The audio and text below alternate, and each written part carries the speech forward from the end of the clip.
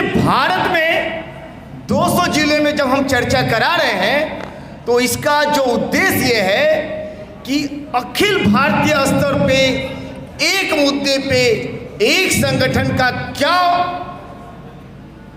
विचार है उसको जनमानस तक लेके जाना है। और जब तक इस चर्चा को हम चर्चा में नहीं लाएंगे तो समाज में वो मत नहीं बनेगा। पूर्व के है उसका सप्लीमेंट्री विषय है। और आप यहाँ जो उपस्थित हैं, आप किनका आंदोलन चलाने के लिए उपस्थित हैं? आप बुद्ध का आंदोलन चलाने के लिए उपस्थित हैं। आपने स्वीकार किया कि मुझे अगर आंदोलन चलाना है तो किनका चलाना है? तो बुद्ध का आंदोलन चलाने के लिए उपस्थित है। हम कबीर के आंदोलन को चलाने के लिए उपस्थित हैं। हम रैदास के आंदोलन को चलाने के लिए उपस्थित हैं। तो जिनका आंदोलन हम चलाने के लिए उपस्थित हैं, क्या वैसा विचार और वैसा माइंडसेट हमारा है या नहीं? अगर वैसा विचार और वैसा माइंडसेट हमारा नहीं है तो क्या ये आंदोलन हम चला पाएंगे? मैं आपको एक उदाहरण दे रहा हूं। महाराष्ट्र में अमरावती एक जगह है और वहाँ राष्ट्रसंत गाडगे महाराज हैं। गाडगे महाराज पढ़े लिखे नहीं हैं, उनको अक्षर का ज्ञान नहीं है। आप उनकी जीवनी को पढ़ेंगे, लेकिन जीवन भर उन्होंने शिक्षा के ऊपर अपनी बात को रखा। अपने प्रवचनों में, अपने गीत के माध्यम से अंधविश्वास और पाखंड के खिलाफ उन्होंने जीवन भर अपनी बात को रखा। महाराष्ट्र में अमरावती में राष्ट्रसंत गाडगे महाराज की यूनिवर्सिटी है उनके नाम से। मतलब एक जूता बनाने वाला, जूता का काम करने वाला व्यक्ति को पूरी दुनिया ज्ञानवान के रूप में जान रही है रैदास को। कपड़ा बनाने वाले हमारे कबीर को जान रही है। और यहाँ जो संविधान की ताकत से पढ़ लिख के ग्रेजुएट है, पोस्ट ग्रेजुएट है, मास्टर है, डॉक्टर है, इंजीनियर है, वो उनका आंदोलन नहीं चला पा रहे। तो ये जो चिंताएं हैं, अब आप सोचेंगे कि अभी भी हमारा वो नेचर बना हुआ है कि कौन, अरे किसी बड़ा नेता को बुलाओ। भाई आप देख रहे हो देश का क्या हालात है। सांसद को अपना प्रधानमंत्री चुनने का मौका नहीं मिल रहा है। वो आपकी समस्या का समाधान करेगा जिसका खुद का अधिकार छीना जा चुका है, पहले घोषित हो रहा है। शेखर जी, उनको पता नहीं है उनका अधिकार। हमने जिस जनप्रतिनिधि को, आपने जिस जनप्रतिनिधि को पावर दिया, पावर किसने दिया? जनता ने। और संविधान ने आपको पावर दिया और आपने अपना पावर ट्रांसफर किया जनप्रतिनिधि को, और उस जनप्रतिनिधि को भी अपना प्रधानमंत्री और सीएम चुनने का अधिकार नहीं है। और अगर उससे अपेक्षा करते हैं कि वो संवैधानिक अधिकार हमारा लड़ेगा, अरे वो अपना ही नहीं लड़ पा रहा है। आप देखेंगे अभी विपक्ष में के माध्यम से ये बातें खूब आई लेटरल एंट्री के ऊपर। और क्या देखा कि यूपीएससी में उप सचिव, सचिव, संयुक्त सचिव और निदेशक के पद डायरेक्ट भर रहे हैं। और यूपीएससी से इस देश के आईएएस निकल के आते हैं। और ये आईएएस लोग भी अपनी लड़ाई नहीं लड़ पा रहे हैं। ये प्रॉब्लम है उनके साथ। अगर एक आईएएस के ऊपर सीनियर लोगों को बैठा रहा है विधायिका, उनके अधिकार को भी, तो आपकी लड़ाई वो लड़ेंगे, वो नहीं लड़ सकते। ये आप जो बैठे हुए लोग, हम लोग जो यहाँ बैठे हुए लोग हैं, ये we the people of India, ये भारत के जो लोग हैं जिनको बुद्ध ने बहुजन कहा, फूले ने मूल निवासी कहा और शहीद जगदेव ने 90 की बात की। 90 लोग, ये जो 90 लोग हैं, ये जो मूल निवासी बहुजन लोग हैं, ये हमारे पुरखों ने ही हमको पहचान दिया। ये पहचान हमको किसने दिया? हमारे पुरखों ने दिया। तो जिस पहचान के साथ हमारे पुरखों ने आंदोलन किया, उसी पहचान के साथ हमको जाना पड़ेगा। ये उनका आंदोलन उसी पहचान के साथ है। और जब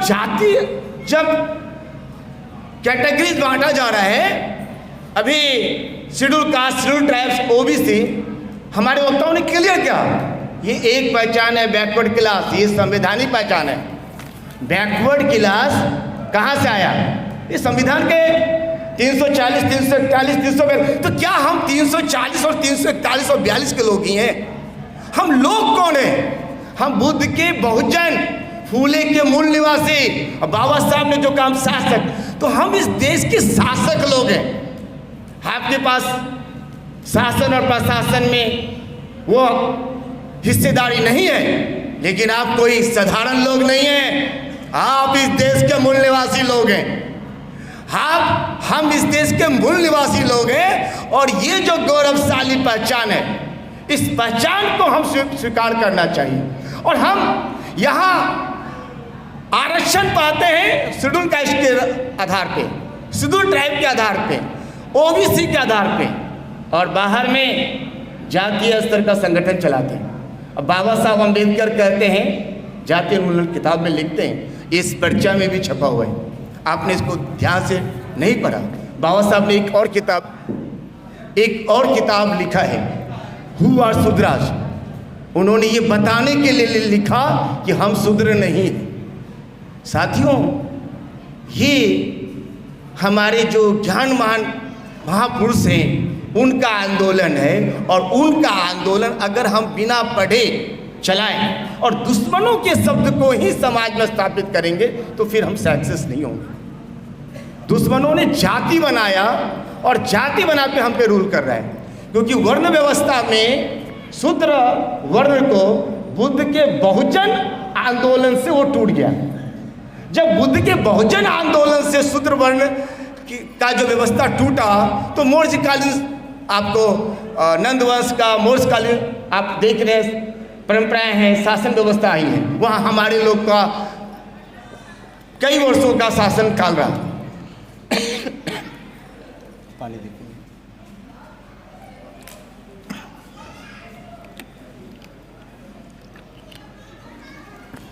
तो ये जो आंदोलन है, ये हमारे पुरखों का, मूल निवासी बहुजनों का आंदोलन है, और तमाम संगठन को यहाँ इसलिए बुलाया गया कि अगर हम जातियों का आंदोलन कर रहे हैं और एक तरफ फिर हम उनके खिलाफ बोलते हैं, अरे वो तो बांटना चाह रहे हैं। हम जाति का आंदोलन समाज में करते हैं, अपना जातियों का संगठन करते हैं, और अगर उन्होंने असंवैधानिक तरीके से बात रखा तो क्या हमारा चरित्र उसका विरोध कर पाएगा? क्या जाति का आंदोलन चलाने वाला आदमी राष्ट्र का निर्माण कर पाएगा? ये दोहरा चरित्र को हमको अपने महापुरुषों के ज्ञान के माध्यम से इसको दूर करना है। ये जो हमारा अज्ञानता है, जो हमारे आंदोलन के बीच में आ रहा है, रुकावटें पैदा कर रहा है, क्योंकि बाबा साहब अम्बेडकर कहते हैं caste is anti nation. Caste क्या है? राष्ट्र विरोधी चरित्र है।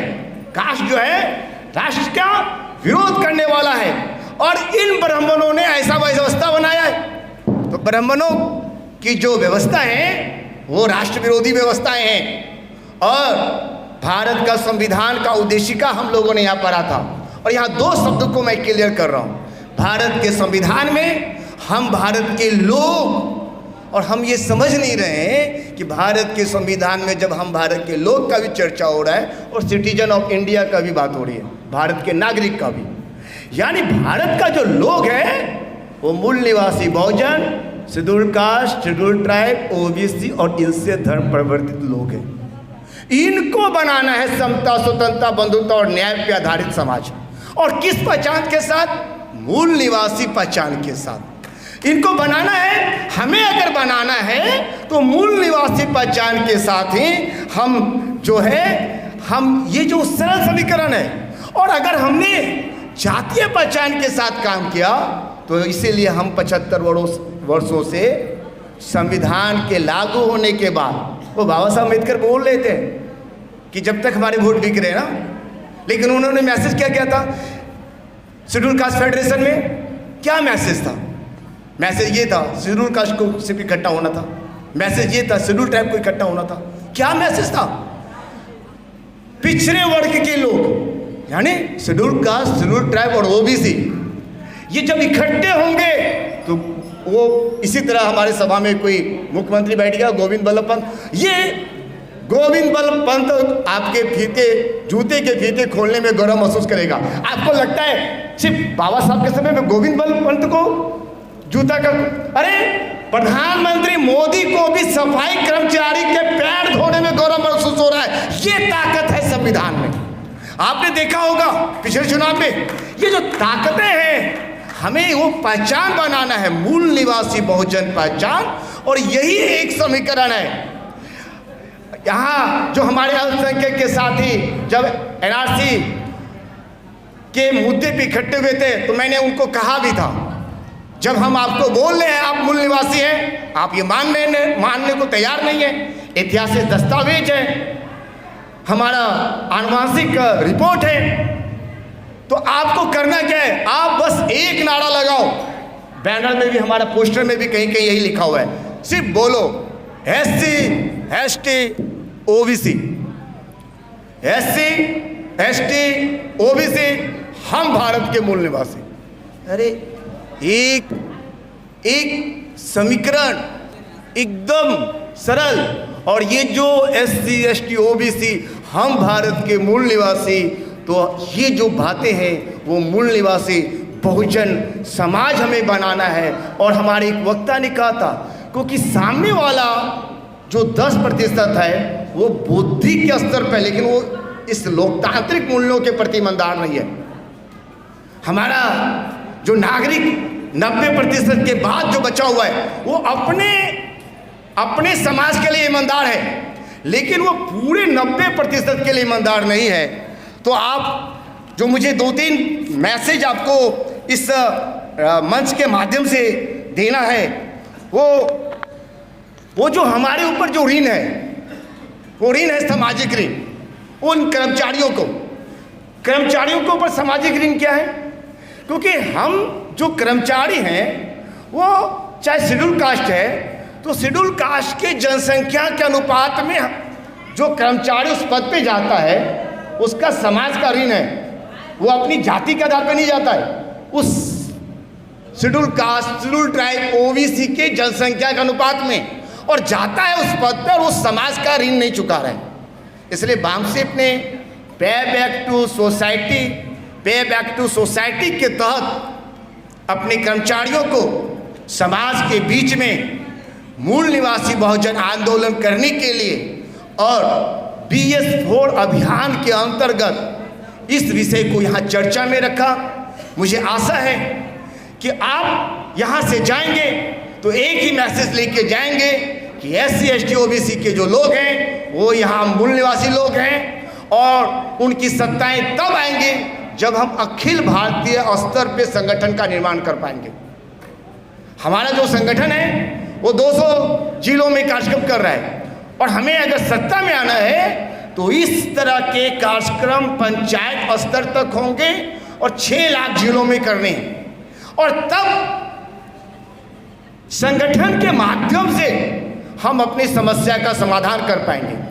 और यहाँ जो तमाम बैठे हुए लोग हैं वो फूले कबीर का आंदोलन चलाने वाले लोग बैठे हुए हैं। आपको खुद तैयारी करना है, आप अपनी ईमानदारी से ही इस काम को आपको लेके चलना है। आपको ये नहीं सोचना है कि बीच में कौन राजकमल आ रहे हैं, कौन अजय जी आ रहे हैं, कौन शेखर जी आ रहे हैं, ये मायने नहीं रखता।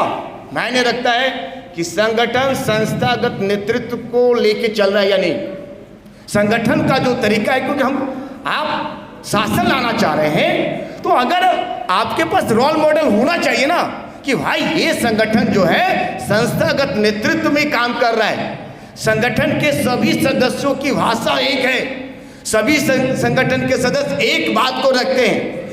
और मैं पिछले एक कार्यक्रम में जन आंदोलन में गया था, तो मैं पूछा कि आप जो अपनी बात बता रहे हो क्या आपके संगठन ने ये बताया? तो बोला नहीं। तो फिर हम क्यों सुने? आपको कोई भी बात रखनी है तो संगठन के दायरे में रखना है, संगठन के माध्यम से उन बातों को समाज में प्रतिस्थापित करेंगे, लोकतांत्रिक मूल्यों के साथ बातों को लेके जाएंगे। तो निश्चित रूप से हमारे पुरखों ने हमें जो दिशा दिया है, उस दिशा से हम इस देश के शासक जमात बनेंगे।